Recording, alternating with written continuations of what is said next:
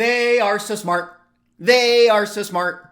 SMRT. I mean SMART. Ladies and gentlemen, welcome back to another video with Swaggle. And in this video, we got to talk about big business moves happening in the collectible space. You guys can already see from the headline right there, probably from the thumbnail.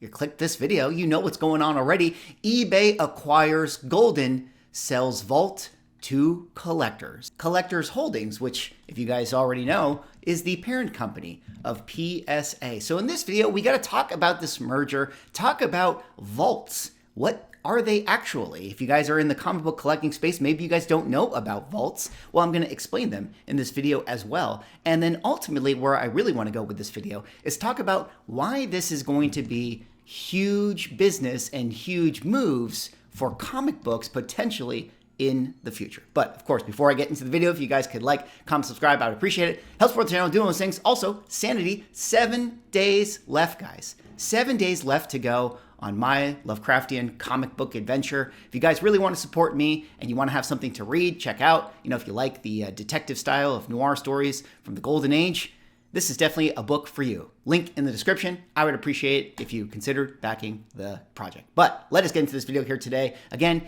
eBay acquires Goldin, sells Vault to Collectors. In a long-rumored move, collectible marketplace Goldin has been sold to eBay by Collectors Holdings, co-owned by New York Mets owner Steve Cohen. Concurrently, eBay has sold its Vault to Collectors, the parent company of card grading giant PSA. The article continues to go on to explain what Goldin Auction is, how it had a Netflix show, The King of Collectibles, and how there's been a bunch of investment and growth ever since, COVID in the collectible space.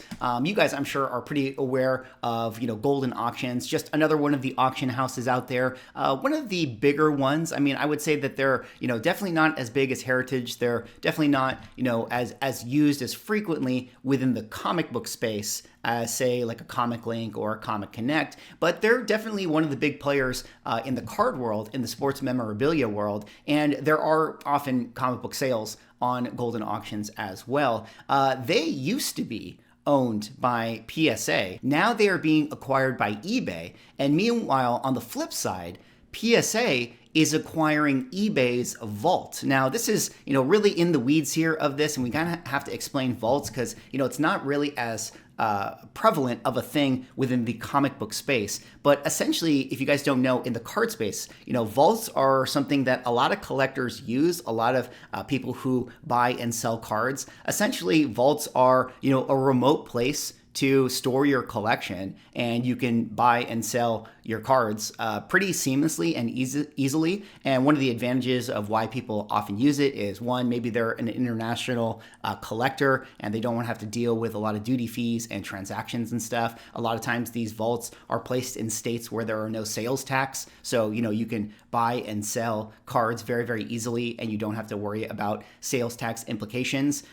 There's companies like PWCC, COMC, things like that. You guys have probably been on eBay. If you ever bought a card, you might notice some of the big eBay accounts are these places like PWCC. So anyways, eBay was trying to get into this game. They had started to develop their own vault system to have some of these cards. Didn't really take off, in the way that they wanted it to. And now PSA acquired everything that they had going on in that. And now PSA is kind of getting into the vault game. So let me just kind of explain some of the highlights here, at least how PSA says it. You're collecting concierge. Take your collection further with PSA Vault, grade, store, and dynamically manage with fully insured protection from the hobby's leading authenticator while unlocking the power of seamless sales on the Goldin Marketplace. It only takes one item to get started. There you can see kind of the interface of the app. And again, it is an integration of, the cards that you buy. You can just send them to the vault. You could just have them stored remotely. You can easily list them. You can easily buy stuff. And there's even the option, if you have a really high priced item that you want to go to auction, you can actually, go straight from, your vault collection into Goldin Auction. So this is something that is definitely in the works and is definitely big business. Now, it's not necessarily something that comic book people often really used, but I can say that there are companies out there that have certainly tried to adapt this model. I believe Upper Deck was trying to do their own sort of vault store.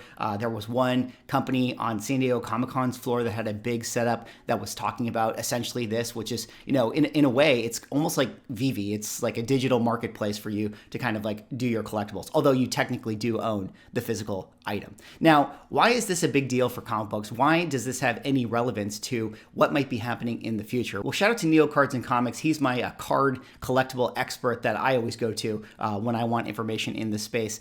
We were talking about this, and one of the things that he made very, very clear to me is that a lot of these big companies right now are jockeying for position because they know the company Fanatics is coming. Now, again, this is very, very in the weeds, but this is important to know, guys, because I promise this is going to relate to CGC and comic books very soon. But Fanatics is the company that was a major licensor of clothing brands and sports teams memorabilia and things of that nature. They have the rights to kind of get into manufacturing sports trading cards themselves. And it's been looking like they're putting themselves in the position to gobble up everything. So you have these other companies that are sort of in this space, kind of trying to form alliances to say, hey, we're eBay, we're PSA, we're Goldin Auctions. Let's join forces together so that we can control a lot of the marketplace. Even if, a company like Fanatics controls, the actual packs, the actual cards, and eventually wants to make its way into, the trading of the marketplace. Because again, Fanatics has one of these, vault aspects as well, something that they acquired. So everyone here is playing 4D chess, thinking about the next move, thinking about, where things are going in the future. And this is now where I want to talk about comic books. We've talked a lot about CGC, the power that they have, the secondary market values, why collectors are going to go back to CGC and not use CBCS simply because the secondary market values are what they are. And one of the big advantages that CGC has over CBCS and any other potential grading company that gets into the space is that CGC has partnerships and relationships with the big auction houses. Like that is, one of the things that makes their secondary market values so much more substantial than that of CBCS is that the auction houses are helping them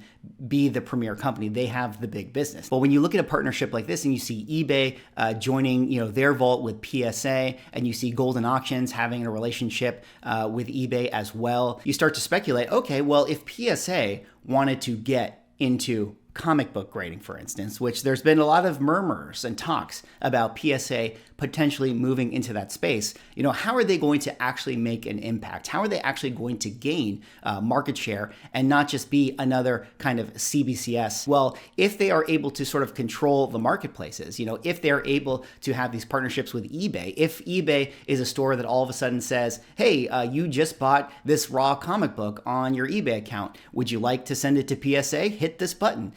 These are the types of moves and integrations and assistances into these companies that you're going to start to see are going to matter heavily. And especially if now you can sort of stay in the ecosystem within this grading space where I buy a raw comic book on eBay, it seamlessly gets sent to PSA because they have their vaulting partnership, and I can instantly get it graded. And then I can instantly relist my book that is in the PSA vault onto eBay within seconds. Or if it's a high value item, like I have an Action Comics #1 that I bought on eBay and I got it graded by PSA Comic Books, and then I want Goldin Auctions to sell it. It is all within the family. It is all within the system. And those are going to be big deals into getting people on board to using these platforms and getting out of the CGC ecosystem or the heritage ecosystem, because if you can minimize the handling that is there, if you can minimize the fees, that's going to be a big deal. And while it may take a while for these things to actually take form, to actually take shape, I do think that the accessibility, the speed, the access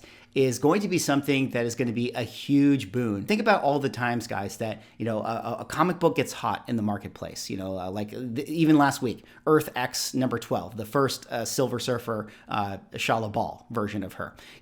Imagine a world where you go onto eBay, you see the raw comic book for it, right? And you say, oh, this book is hot right now, costs $3, I'm going to buy it. And with one press of the button from buying it on eBay, I can now send it to the PSA vault.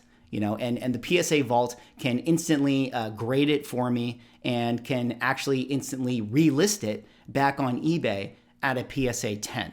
And while a lot of people out there are going to be like, well, people aren't going to want to do that. They're going to want to send it to CGC. The fact that you can do this all, through the ecosystem of PSA and eBay and just basically click 4 buttons of, buy, send to PSA, relist, and not actually have to do any of the work, not actually have to do any of the shipping yourself, not actually have to open up anything, even if it doesn't sell at the premium that the CGC comic will actually sell for.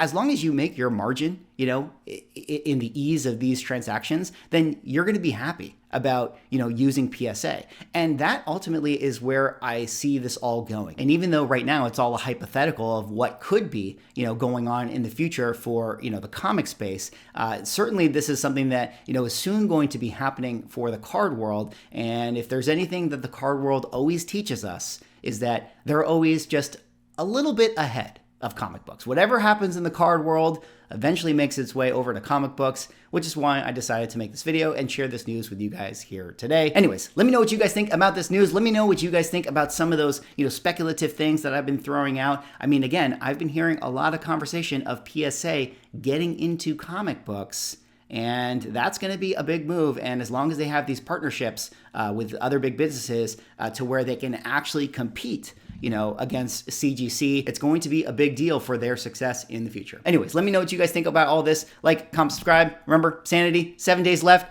Definitely appreciate your support.